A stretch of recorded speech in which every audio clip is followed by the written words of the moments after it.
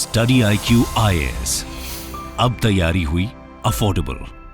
Dear students and the subscribers of StudyIQ, welcome to the next lecture on our series Ethical Case Studies. So, as I already said that this series is to help the students preparing for the civil service examination, especially to approach the case studies. As I already discussed, case study is not part of the formal education in our country, and students are facing tremendous problems when it comes to the ethical case studies. And I would say that they are clean bowled some of the times, most of the students, as to how to approach these case studies. And that is why we have taken up this initiative of solving all the previous year case studies.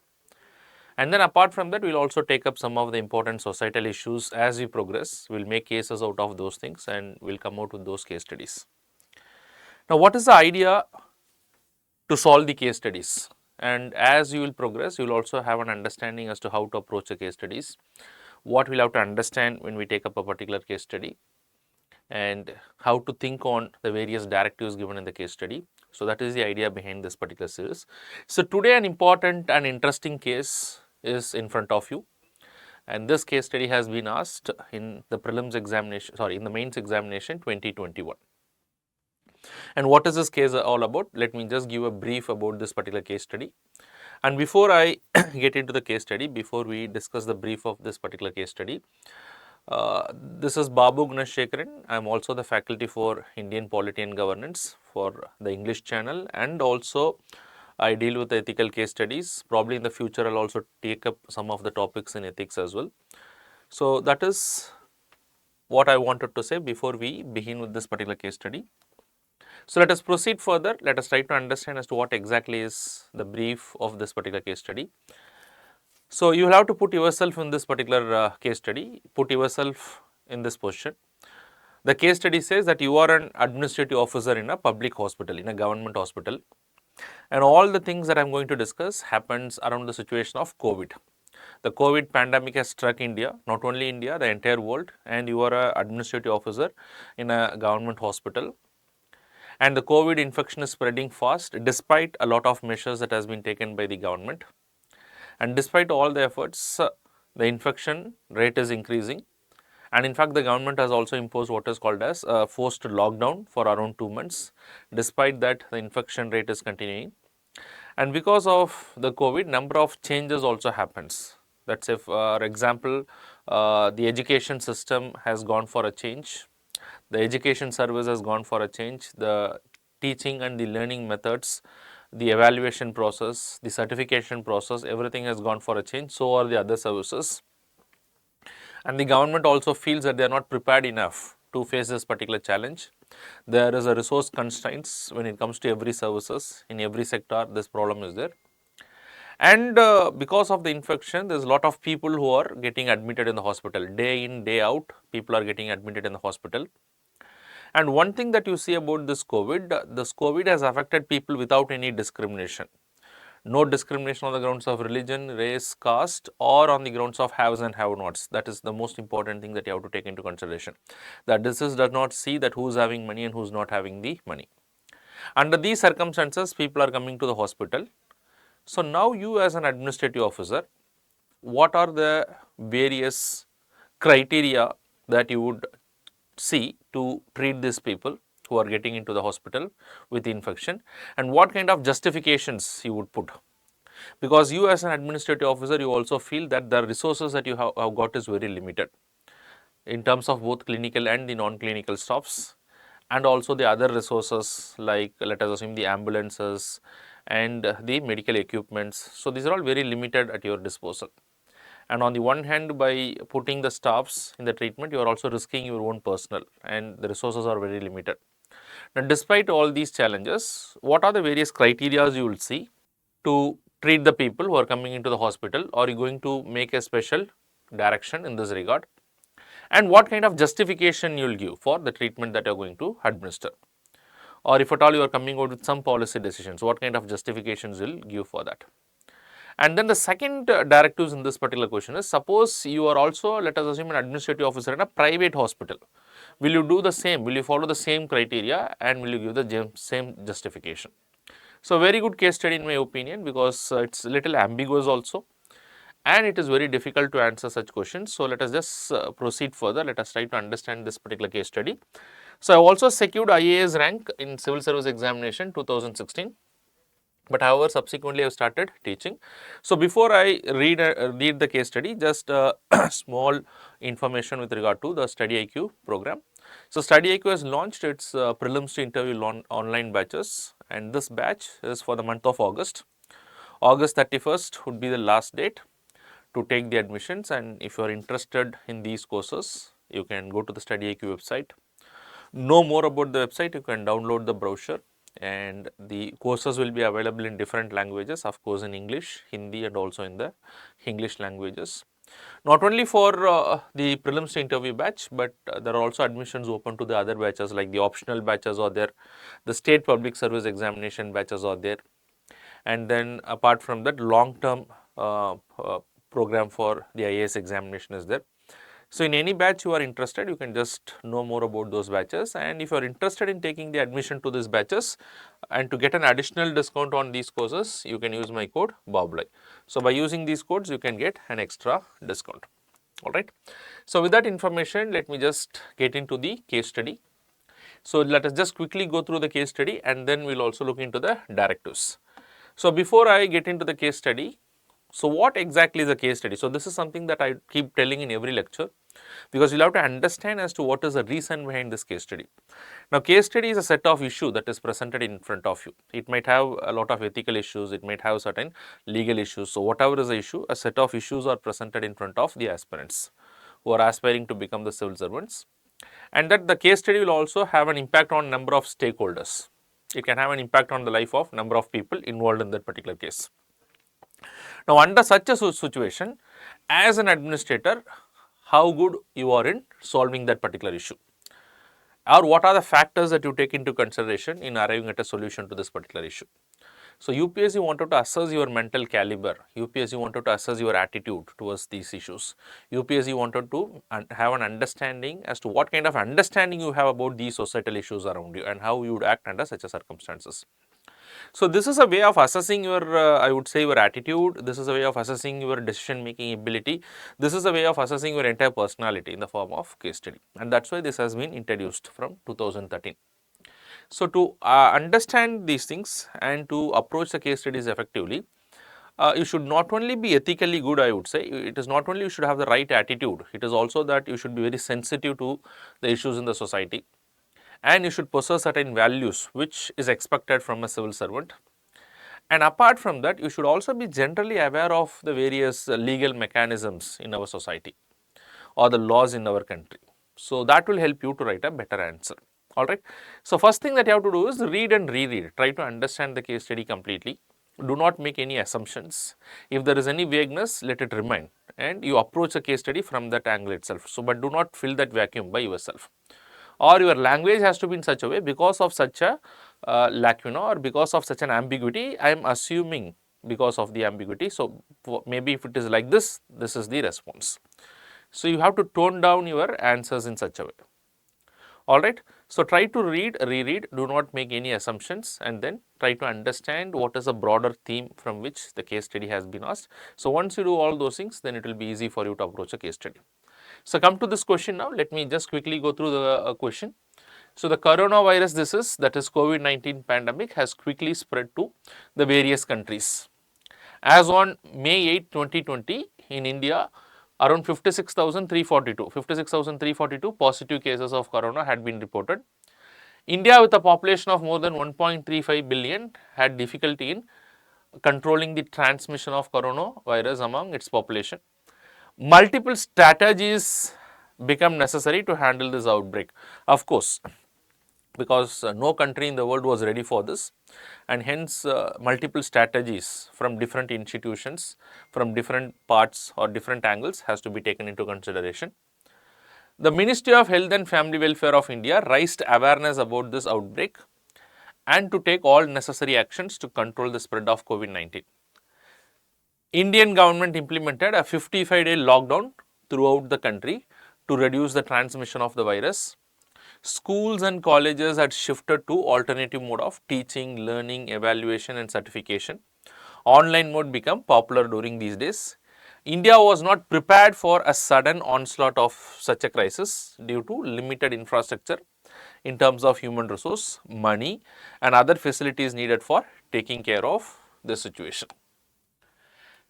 This did not spare anybody irrespective of the caste, creed, religion on the one hand and the haves and have-nots on the other. So, this is very, very important. This is one of the major ethical issues and this is one of the important factor that you have to take into consideration as an administrative officer. What kind of decisions will you make? Because it's a this is does not see whether somebody is rich or poor. The disease does not see depending upon your caste. On the one hand, it appears that it is good that it is not discriminating, but on the other hand, people who are not having the money, how would they take the treatment? How they can afford for the treatment? But right to life is a fundamental right for everyone, and everybody life is as precious as the other, whether they are haves or have-nots, irrespective of the caste and all those things. So this is one of the important factor probably as an administrative officer you will have to take into consideration before making a decision. Deficiencies in the hospital beds, oxygen cylinders, ambulances, hospital staffs and crematorium. So, crematorium is a place where people will be cremated when they die. So, this is a place where they may be buried and the other rituals might happen, where most of the crucial aspects. So, that means on the one hand there is resource constraints, but there is lot of people getting affected without any discrimination and also without seeing whether they are haves or have-nots. You are a hospital administrator in a public hospital. So, you are there in a part of a government hospital and you are an administrative officer. So, you will have to decide a number of things under these circumstances. At the time when coronavirus had attacked a large number of people and patients were pouring into the hospital day in and day out. So, continuously people are coming out, they are getting affected, infected. But on the one hand, the resource at your disposal is very, very less and you can also cannot risk those resources also, because there is a possibility that the clinical and non-clinical staffs can also get infected because of the disease. So, what is the directive in the question? So, what are your criteria and justification? So, what kind of criteria and justification you will give for treating the people and what kind of criteria will you follow in treating the people? So, will you treat everyone without any discrimination or will you have any discrimination? So, what kind of criteria and what kind of justifications are you going to put for putting your clinical and non-clinical staff to attend the patients knowingly fully well that it is highly infectious disease and resources and infrastructure are limited. So, there are two-prong difficulties for you. So, there is exactly a dilemma here for you to deal. So, first of all, what is the criteria and the justification you will give? So, are you going to discriminate? What is the criteria that you are going to follow to treat these people? And then what is the kind of justification you will give for that, and also what justification you will give for putting your own people in risk, both clinical and non-clinical staffs. Is it okay for you to put them at risk when especially the resources are very, very limited? So, you will have to discuss all these things, alright. So, we will try to understand all those things. Now, the next thing is, if yours is a private hospital, so now you are an administrator, let us assume, you are an administrator in a government hospital. So, the government value system is a little different from that of a private organization or a private hospital. So, if you are a private hospital, yours is a private hospital, whether your justifications and decisions would remain the same as that of the public hospital. Now, whenever you approach a case study, you will have to approach a case study in such a way that you should be sensible enough and you should be practical enough. Now, just for impressing someone, you cannot write the answer. Just for impressing the evaluator, you cannot write the answer when you know that it is not a completely a true one. So, you will have to be sensible enough, you will have to understand, and it is also very true that the value system upon which the government hospital and the private hospital function, they are completely on a different lines. So, your answer need not be same. So, try to be as far as possible practical also in your answer, but you can tone down a little in such a way that the answers appears good. So, let us see as to how to approach both these directives. So, but before I get into the directive, what is the larger subject matter? This is very, very important for you to identify the subject matter on which a case is involved. So, to me, what is a major subject matter? So, one of the important values of a civil servant, because you are part of a hospital which is a government hospital and you are an administrator there, So, any government servant, one of the important values of the civil servants, apart from the qualities like being honest, being uh, uh, carrying out your duties with utmost integrity and all those things, one of the important values also that being empathetic and compassionate towards the weaker sections. Empathetic means you put yourselves in their position, you put yourselves in their toes, try to understand their issues and problem, and compassionate, trying to understand their issues and being compassionate, especially who is not well off in the society. So, empathy and compassion I think is a very important part of civil servants, and in this case especially the decision that is to be taken by the administrator has to take into considerations especially these values of a civil servant. And then apart from that, there are also another factor which will determine his action is the ethical concerns and dilemmas in a public and a private institutions. So, whenever you function in a private organization or in a governmental organization, there are certain conduct rules, there are certain value systems within the organization, and you will have to work within that particular ecosystem. So, that will put you, despite you feel that something is ethically right, will you be able to do that in a given circumstances, because you cannot go against the values of the organization, you cannot go against the rules of the organization. So, the rules regulations also does influence your behavior. So, it does put you in an ethical dilemma. You are ethically feeling this is right, but it is not right according to the rules of the organization, and hence you will have to take into consideration these things when you decide the things. Okay. So, these are the major subject matters in my opinion, and let us also try to quickly understand the stakeholders involved as to your action, be it a part of a government hospital or be it a part of a private hospital, your action will have impact upon these categories of people. So, definitely it will have public at large, because the people in that particular locality who are getting affected because of coronavirus, they get admitted. Their life is at stake if the treatment is not given. But if the treatment is given, then probably the hospital staffs, both the clinical and the non-clinical staffs.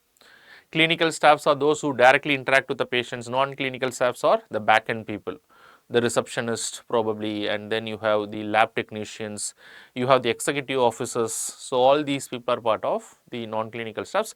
So, they will also come in contact with the other clinical staff. So, they are also at risk. And then the next stakeholder is the hospital management and yourself, because hospital management will have certain rules and regulations, and you are the administrative officer, you are the one who has to implement it, but at the same time you will have to be compassionate and empathetic towards the sections of the society. And apart from all these things, it is the responsibility of the government to safeguard and to protect its citizens.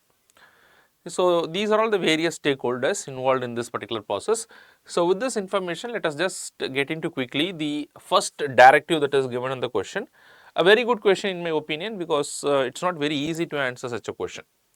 Alright. So, just look into the question. So, what is the directive saying? What are your criteria and justifications for putting your clinical and non-clinical staffs to attend the patients, knowing fully well that it is highly infectious disease and resources and infrastructures are limited. So, that itself is putting a lot of dilemma upon you.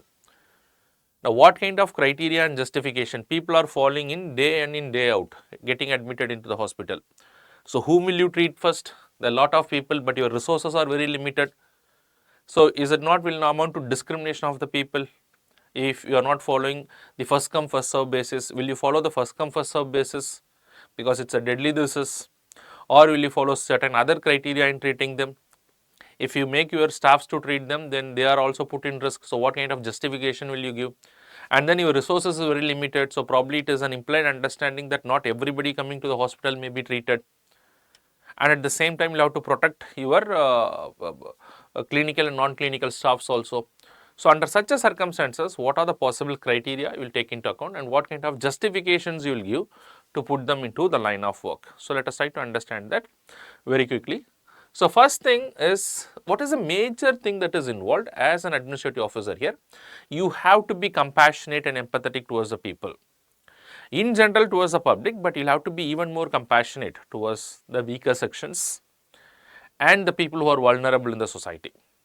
So, probably as an administrative officer, what you can do, or in this case if I put myself, what I can do is that in this case there is a possibility that I can go for what is called as positive discrimination. Now, Article 14 of the Constitution allows for what is called as the positive discrimination. So, the equals can be treated equally. So, what about haves and have-nots? Because this is affecting both the haves and have-nots. but haves, if not in the government hospital, they can take admissions in the private hospital also. It does not mean that I am going to turn down everybody who is haves, or I have the profiling to do that, but as far as possible in a given circumstances, the vulnerable sections has to be given the priority. Because in this case, if you ask me, the justification for this is that the constitution allows for what is called a social justice. The constitution allows for what is called as positive discrimination. So, what is social justice? Now, social justice is that the policies can discriminate positively.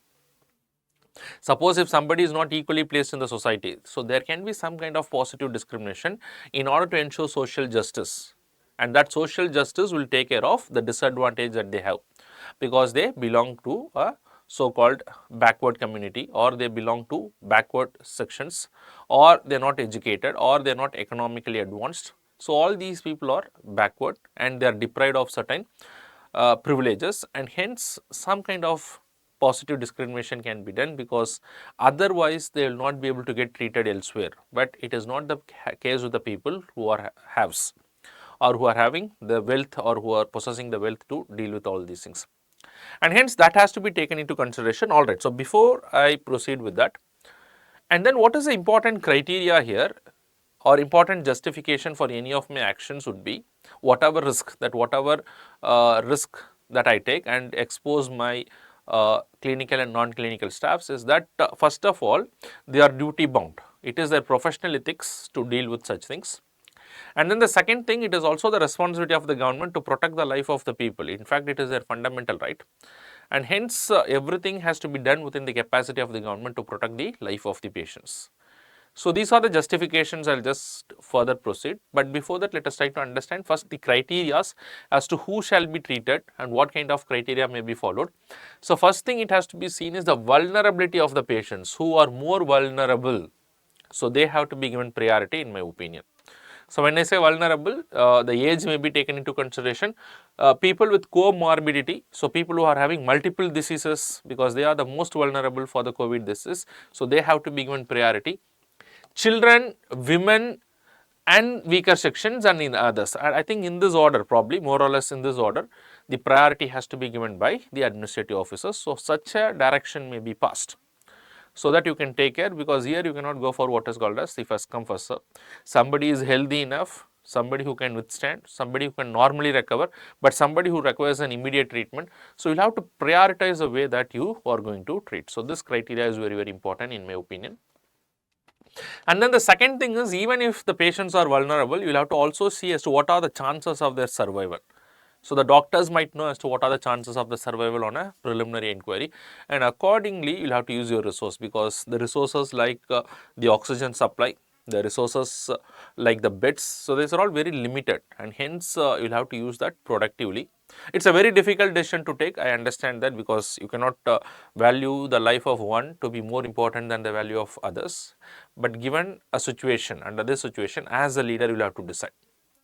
And what could be the best ethical approach in this situation? Let us assume that as a leader in this particular situation is a maximum benefit for maximum number of people. You will have to think that what or how you can maximize the benefit to the maximum number of people, and that is a justification I would say. Of course, I am not saying it is ethically right that someone might be allowed to die, but you will have to see how you can benefit the maximum people. And then the availability of resource, then the next thing is whatever decision that you take, it is also based on the availability of resources. That is also an important factor. And then whatever decision that you take is also based on the safety of your staffs. Is it going to expose them to more risk? And if they are exposed to more risk, then you are already at a larger risk, because you do not have the resources to meet the further demands. And hence that should also be taken into account. And then of course, the kind of decision that you are taking, some kind of positive discrimination that you are making, is because of as a civil servant you are also supposed to have empathy and compassion towards the weaker sections, and hence you can make this positive discrimination. And the other justification is already discussed, you do not have to be worried about exposing your clinical and non-clinical staffs to the treatment of the patients. It is their professional ethics, it is part of your professional ethics, their professional ethics, it is part of their duty to perform these things. In fact, as a doctor, it is their duty, it is their responsibility to perform all those things, and even if they have to risk their life in the line of duty.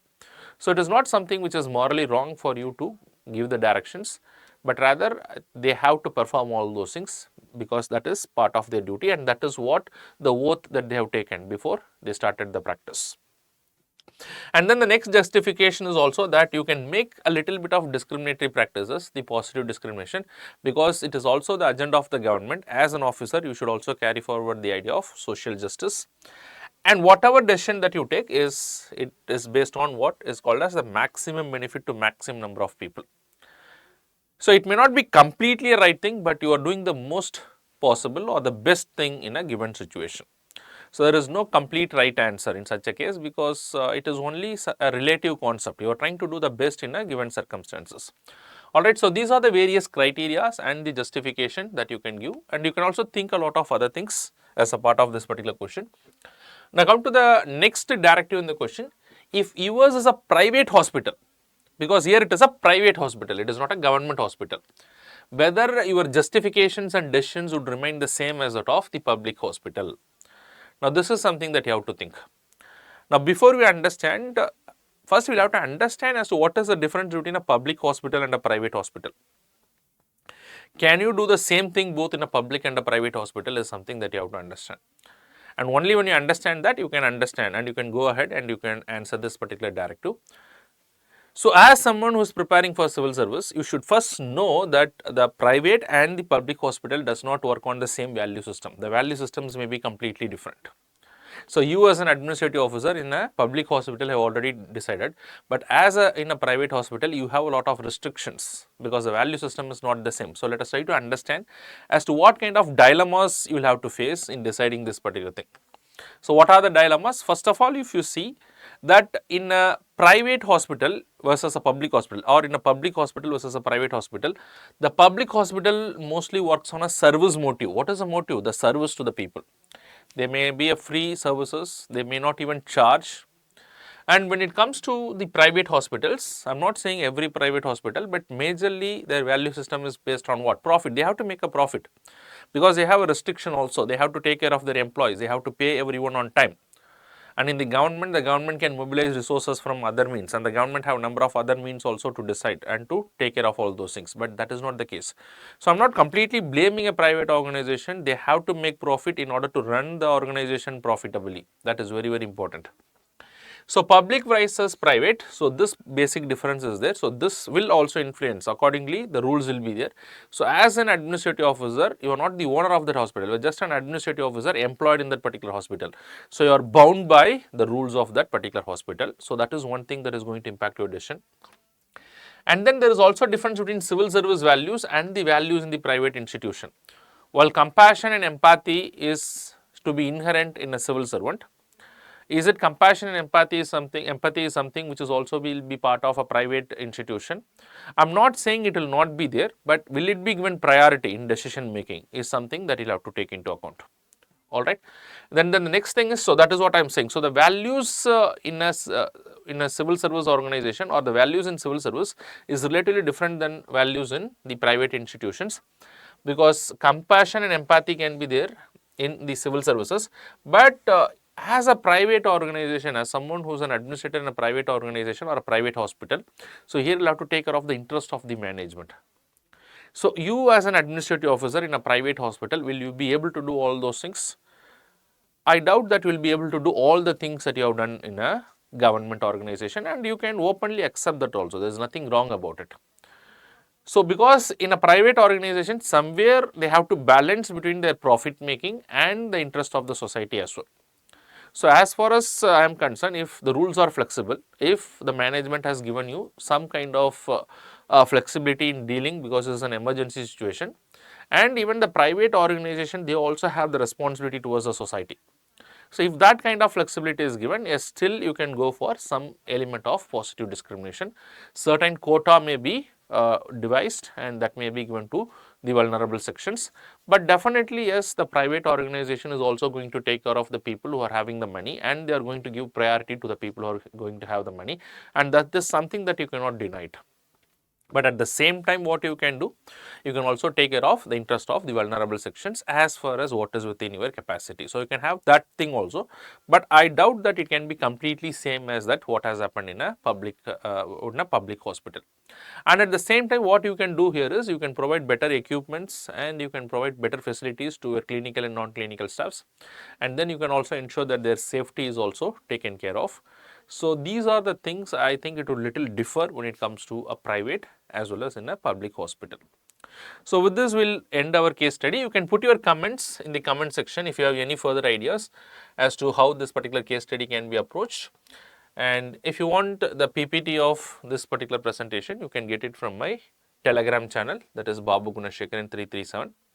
And if you also wanted to take important questions on current affairs, so from the Hindu newspaper, every day I put 1 or 2 questions in the in my Telegram channel, which is very relevant for civil service examination. So, those who are preparing for 2024, you can get access to those questions from my Telegram channel. Alright. So, thank you very much for watching this particular video. All the very best. God bless. StudyIQ IAS, अब तैयारी हुई affordable.